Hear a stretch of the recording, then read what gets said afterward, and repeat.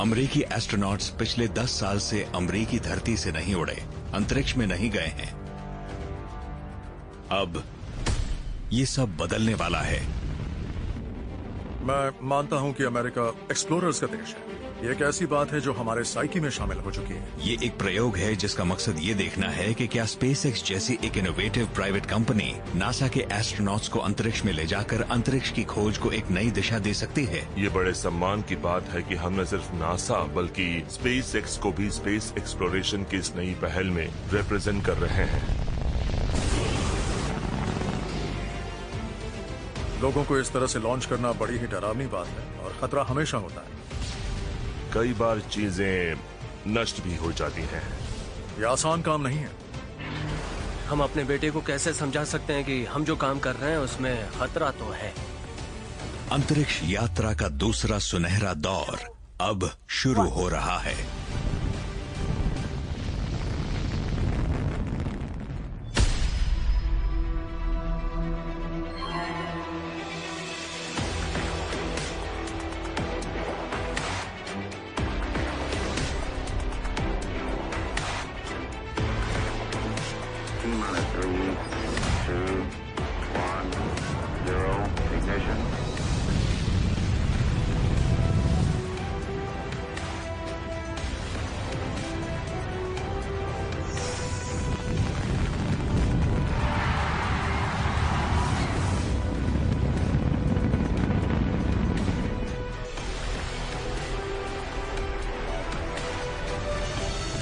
NASA and SpaceX, Journey to the Future.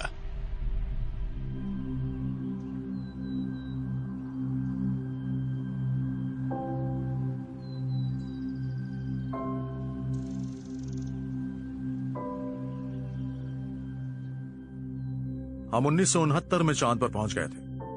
Orwell और Wilbur right की पहली उड़ान के 66 साल बाद ही उन्होंने 1903 में उड़ान भरी थी और वो पहली कंट्रोल्ड पावर फ्लाइट थी।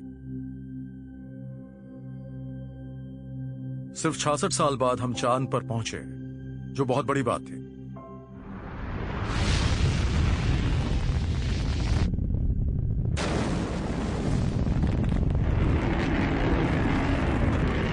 हालांकि ऐसा बहुत ही कम लोग कर पाए हैं, पर उस वक्त ऐसा लगा जैसे हम सभी चांद पर पहुंच गए, मानो मानवता चांद पर पहुंच गई। यह मानव सभ्यता के लिए एक बहुत ही बड़ी कामयाबी थी।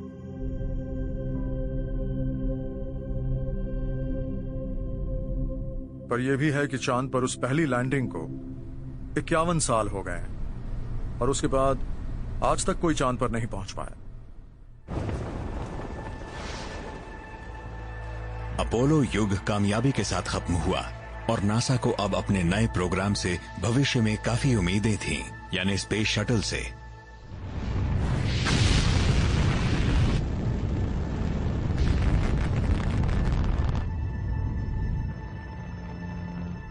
और फिर 30 साल बाद 133 कामयाब मिशंस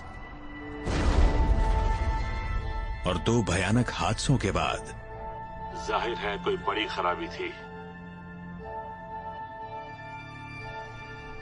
स्पेस शटल प्रोग्राम 2011 में बंद हो गया। स्पेस शटल अब अपने पोर्ट में जा रहा है आखिरी बार। लगने लगा कि नासा अब कभी लोगों को अंतरिक्ष की सैर नहीं करवा पाएगा। वो रूस के सोयूज रॉकेट्स की मदद से एस्ट्रोनॉट्स को स्पेस स्टेशन पर भेज रहा था। अगर आप 1969 में लोगों से पूछते तो वो कहते 2020 तक हम प्लूटो पर होटल बना लेंगे। लेकिन आज 2020 में हम ये जानते हैं कि अमेरिका अपनी धरती से पिछले 9 सालों में किसी को अंतरिक्ष में नहीं भेज पाया। तो इसलिए हम टेक्नोलॉजी डेवलपमेंट के मामले में लापरवाह नहीं हो सकते।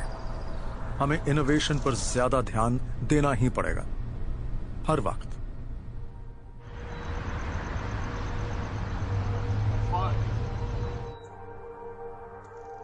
आठ साल बाद नासा के प्रमुख एडमिनिस्ट्रेटर जिम ब्राइडेनस्टाइन भविष्य की अंतरिक्ष यात्रा के बारे में एक जरूरी ऐलान करने के लिए वॉशिंगटन डीसी पहुंचे। कैसे आप? मिलकर खुशी हुई। सब ठीक है ना? बढ़िया। उनसे मिले इलॉन मस्क, एक विजनरी जो कई बार विवादों में भी रहते हैं। और ये हैं स्पेसएक्स के फाउंडर और चीफ इंजीनियर। ये घोषणा उस पहल का नतीजा थी जिसके तहत नासा अब प्राइवेट सेक्टर के साथ नई पार्टनरशिप करने जा रहा था, और ये है उसका कमर्शियल क्रू प्रोग्राम। हमें बड़ी खुशी है कि आज आप लोग हॉथरन कैलिफोर्निया में स्पेसएक्स में आए। हमारी पहली प्रायोरिटी है अमेरिकन एस्ट्रोनॉट्स को अमेरिका की धरती से अमेरिकन रॉकेट्स में अंतरिक्ष में भेजना, और अब हम इसे हकीकत बनाने के करीब हैं। आजकल लोगों की सोच में कुछ ज्यादा ही नेगेटिविटी नजर आती है। ऐसे में अगर कुछ अच्छा होता है तो ये पूरे देश को ही नहीं, पूरी दुनिया को ही जोड़ेगा, और उस दिशा में अंतरिक्ष की तरफ बढ़ना एक अहम कदम है। हमने इसी मकसद से स्पेसएक्स की स्थापना की थी, और हम पिछले 17 सालों से क्रू के लॉन्च पर ही काम कर रहे हैं। Journalist Christian Davenport Washington post के लिए डिफेंस और स्पेस कवर करते हैं। वो 2010 में शुरू हुए कमर्शियल क्रू प्रोग्राम की शुरुआत से ही इन खबरों को सुर्खियों में छाप रहे हैं। मैं तो मानता हूं कि ये एक तरह से नया एक्सपेरिमेंट है, और नासा ये देखना चाहता है कि क्या उसके नए कमर्शियल पार्टनर्स उसके एस्ट्रोनॉट्स को अंतरिक्ष में सुरक्षित पहुंचा सकते हैं या नहीं। नासा एस्ट्रोनॉट्स डग हर्ली और बॉब बेंकिन स्पेसएक्स की पहली क्रूड फ्लाइट में लॉन्च किए जाएंगे, और तब इतिहास में पहली बार नासा के अंतरिक्ष यात्री किसी प्राइवेट स्पेसक्राफ्ट में सफर करेंगे। क्रू के साथ पहली फ्लाइट एक टेस्ट फ्लाइट होगी। वो फ्लाइट ही टेस्ट फ्लाइट होगी, और उसे अंजाम देंगे नासा के टेस्ट पायलट्स, और वो सिस्टम को इवैल्यूएट भी करेंगे। एलॉन और मैं दोनों ये मानते हैं कि चाहे कुछ भी हो जाए वो सुरक्षित रहें, और हम इस बात पर पूरा ध्यान दे रहे हैं। इससे पहले कि स्पेसएक्स क्रू को लॉन्च करे, स्पेसएक्स को बिना क्रू के 2 बड़े मील के पत्थर पार करने होंगे। पहला है डेमोन्स्ट्रेशन 1 मिशन, या फिर डेमो 1, जिसमें स्पेसएक्स को अपने दम पर अपने क्रू ड्रैगन कैप्सूल को इंटरनेशनल स्पेस स्टेशन पर भेजकर वापस भी लाना होगा। दूसरा है लॉन्च एस्केप टेस्ट, जिसे इन फ्लाइट अबॉर्ट टेस्ट भी कहा जाता है। रॉकेट के फेल होने की सूरत में ड्रैगन कैप्सूल का इमरजेंसी अबॉर्ट सिस्टम शुरू हो जाता है, और वो कैप्सूल को सुरक्षित रॉकेट से दूर ले जाता है। इसके बाद होगा तीसरा और फाइनल टेस्ट, डेमोन्स्ट्रेशन 2 मिशन, या डेमो 2, जिसमें नासा के एस्ट्रोनॉट्स बॉब और डग को स्पेस स्टेशन की तरफ लॉन्च किया जाएगा। अगर हम आज तक की ह्यूमन स्पेस फ्लाइट का इतिहास देखें तो वो सिर्फ सरकारी थी, सरकार के सिस्टम्स थे, मगर कमर्शियल क्रू प्रोग्राम के जरिए हम ह्यूमन स्पेस फ्लाइट को कमर्शियलाइज करने जा रहे हैं। रॉबर्ट कैबाना एक पूर्व एस्ट्रोनॉट हैं और अब केप कनेवरल फ्लोरिडा में मौजूद केनेडी स्पेस सेंटर के डायरेक्टर हैं। हमारा आइडिया ये है कि व्हीकल हमारे नहीं होंगे, हम किसी की सर्विस लेंगे। हम अपने काम के लिए अंतरिक्ष तक किराए की एक टैक्सी लेंगे। हमारे पास 2 अलग अलग व्हीकल्स हैं, एक स्पेसएक्स है, एक बोइंग है। जब सामने कई प्रोवाइडर्स हो जो आपस में कम्पीट कर रहे हो, तब हमें देश के आम टैक्स पेयर से और पैसों की मांग नहीं करनी पड़ती। अब हम अंतरिक्ष में अपने खर्च पर जा सकते हैं, और आज इंडस्ट्री जिस तरह से वर्कर्स को अंतरिक्ष में भेज रही है, उससे मानव सभ्यता को काफी फायदा पहुंचेगा। जब कमर्शियल क्रू प्रोग्राम की बात शुरू हुई थी, तब सबसे बड़ा सवाल यही था कि क्या ये कामयाब हो पाएगा। ज्यादातर लोगों को डर था कि प्राइवेटाइजेशन की वजह से चूक ज्यादा होगी, जिम्मेदारी कोई नहीं लेगा और सरकार को रेवेन्यू भी कम मिलेगा। हम कह सकते हैं कि हम एक दूसरे सुनहरे दौर में हैं। ये सब देखकर और इसके साथ जुड़कर अच्छा लग रहा है, और शायद इस बात पर बहस हो सकती है कि कमर्शियल क्रू और हम जो स्पेस एक्स के साथ कर रहे हैं, ये उसका ग्राउंड फ्लोर है। कमर्शियल क्रू प्रोग्राम में 2 नए कैप्सूल्स होंगे, बोइंग स्टारलाइनर और स्पेसएक्स क्रू ड्रैगन। दोनों में नई टेक्नोलॉजी, नया इनोवेशन है। दोनों ऑटोनोमस हैं। दोनों इंटरनेशनल स्पेस स्टेशन तक जा सकते हैं, ऑर्बिट में स्पेस स्टेशन से मिल सकते हैं, और ऑटोनोमसली उसके साथ डॉक भी कर सकते हैं। ये उस सेल्फ ड्राइविंग कार जैसा है जो खुद को पार भी कर सकती है। ये एक बिल्कुल नई टेक्नोलॉजी है जो हमने पहले कभी नहीं देखी है। 2014 में नासा के कमर्शियल क्रू प्रोग्राम ने स्पेसएक्स को $260 करोड़ का कॉन्ट्रैक्ट दिया। करीब 10 साल तक नए स्पेसक्राफ्ट की डिजाइनिंग और टेस्टिंग के बाद स्पेसएक्स वो पहली प्राइवेट कंपनी बन गई जो नासा के एस्ट्रोनॉट्स को लॉन्च करेगी। मैं काफी एक्साइटेड हूँ कि मुझे एक नए स्पेस क्राफ्ट में पहली बार उड़ान भरने का मौका मिलेगा। मैं स्पेस एक्सट्रीम के साथ काम करके खुश हूँ। ये जगह वाकई कमाल की है। मुझे इससे बेहतर मौका शायद ही कहीं मिल सकता था।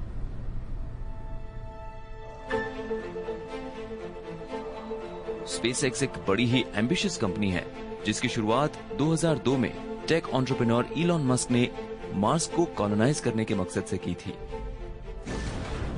हम कुछ ऐसे काम करना चाहते हैं जिन्हें आमतौर पर साइंस फिक्शन में देखते हैं, फिल्मों और किताबों में, लेकिन हम उन्हें हकीकत बनाना चाहते हैं। पर हम उन चीजों को सच कैसे बनाएं? सच तो यह है कि लोगों को पता ही नहीं कि ऐसा कुछ हो रहा है। हम इस मैसेज को आगे तक कैसे पहुंचा सकते हैं, कैसे बता सकते हैं कि कुछ अलग हो रहा है? देखते रहिए। आज स्पेसएक्स जैसी एक कंपनी जिसे जीत, कामयाबी और अटेंशन तो मिल रहा है, मगर इसने किसी भी इंसान को अभी तक अंतरिक्ष में नहीं भेजा है। ये एक बहुत बड़ी जिम्मेदारी होती है। नासा के एस्ट्रोनॉट्स उनकी शान और सम्मान है। वो नेशनल हीरोज हैं। तो अब हमें बस यही देखना है कि क्या वो इसमें कामयाब हो पाते हैं।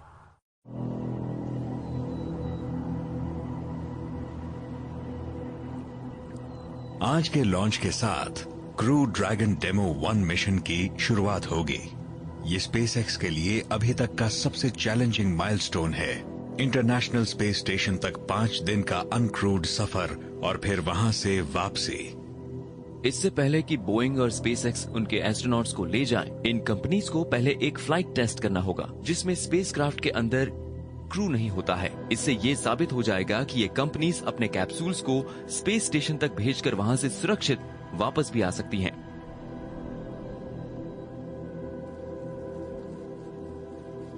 डेमोन्स्ट्रेशन 1 मिशन या डेमो 1 मिशन एक अनक्रूड फ्लाइट है। हम इसमें ड्रैगन को ऑटोनोमसली स्पेस स्टेशन पर भेज रहे हैं जहां ये डॉक करके वापस आएगा। हम सब लॉन्च के समय फायरिंग रूम 4 में होंगे और एक टीम के साथ सब कुछ सुनेंगे और उन चीजों पर नजर रखेंगे जो हमारे लिए जरूरी है। हम स्पेस क्राफ्ट के अंदर तो नहीं होंगे पर उस टीम के साथ होंगे जो डेमो 2 के बाद हमें तब सपोर्ट करेगी जब हम सचमुच उस व्हीकल में होंगे।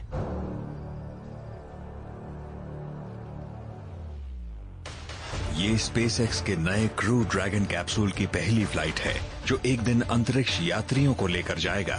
ये स्पेसएक्स के फैल्कन 9 रॉकेट के ऊपर लगा है। ये 16 फुट लंबा है और इसका डायामीटर 13 फुट है और ये 7 लोगों को ले जा सकता है। इस मिशन के दौरान उन सभी सिस्टम्स की जांच की जाएगी जो अंतरिक्ष के वैक्यूम में पैसेंजर्स को जिंदा रखेंगे। हमने अपने व्हीकल सिस्टम्स की डिजाइनिंग और टेस्टिंग पर कई साल लगाए हैं। अब बस इसके रिजल्ट्स का इंतजार है। हम व्हीकल को उड़ाएंगे, रॉकेट और स्पेसक्राफ्ट के इंटरफेसेस को टेस्ट करेंगे और ध्यान रखेंगे वो उसी तरह से काम करे जैसी उनसे उम्मीद की गई है। ड्रैगन और फाल्कन पर हमने इतने टेस्ट्स किए हैं कि उनकी कल्पना करना भी बहुत मुश्किल है। सच कहूं तो हमने किसी न किसी तरह से लाखों टेस्ट जरूर किए होंगे। अब सब कुछ इस मिशन की कामयाबी पर ही निर्भर है, क्योंकि अगर ये नाकाम रहा तो स्पेसएक्स को नासा के एस्ट्रोनॉट्स को इंटरनेशनल स्पेस स्टेशन पर लॉन्च करने के पहले फिर से नए सिरे से काम करना होगा। कामयाबी की एक कड़ी है कि देश भर में नासा और स्पेसएक्स के लोग किस तरह से आपस में तालमेल बनाकर काम करते हैं। ड्रैगन कैप्सूल पर नजर रखी जाएगी हॉथॉर्न कैलिफोर्निया में मौजूद स्पेसएक्स के मिशन कंट्रोल से। इंटरनेशनल स्पेस स्टेशन पर ह्यूस्टन से नासा निगरानी करेगा। फैल्कन रॉकेट को लॉन्च करेगा स्पेसएक्स फ्लोरिडा में मौजूद केनेडी स्पेस सेंटर के फायरिंग रूम 4 से। नासा के एडमिनिस्ट्रेटर जिम ब्राइडनस्टाइन भारी भीड़ के साथ इस ऐतिहासिक लॉन्च का इंतजार कर रहे हैं।